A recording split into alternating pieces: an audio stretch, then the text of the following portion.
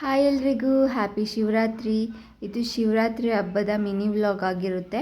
Morning ಬೇಗ ಎದ್ದು ಮನೇಲಿ ಪೂಜೆ ಮಾಡಿ ಅಮ್ಮ ಸ್ವಲ್ಪ ಫ್ರೂಟ್ಸ್ ಕಟ್ ಮಾಡಿಕೊಟ್ಟಿದ್ರು.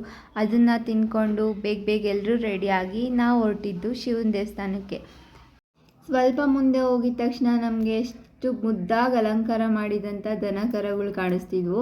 ಅದನ್ನು ಸ್ವಲ್ಪ ಹೊತ್ತು ನೋಡಿಕೊಂಡು ಹಂಗೆ ದರ್ಶನಕ್ಕೆ ಹೋಗೋಣ ಅಂತ ದೇವಸ್ಥಾನದ ಕಡೆ ಹೋಗ್ತಾ ಇದ್ವಿ.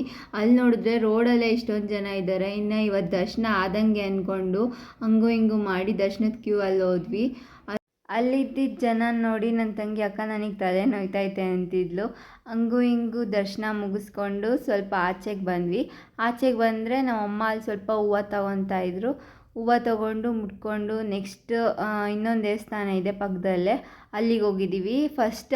ಫಸ್ಟ್ ಇಲ್ಲೇ ದೇವ್ರ ಪ್ರತಿಷ್ಠಾಪನೆ ಆಗಿದ್ದು. ಇಲ್ಲಿ ಉತ್ತ ಮತ್ತು ಶಿವನಿಗೆ ಇಷ್ಟವಾದ ಬಿಲ್ವಪತ್ರೆನೂ ಇದೆ.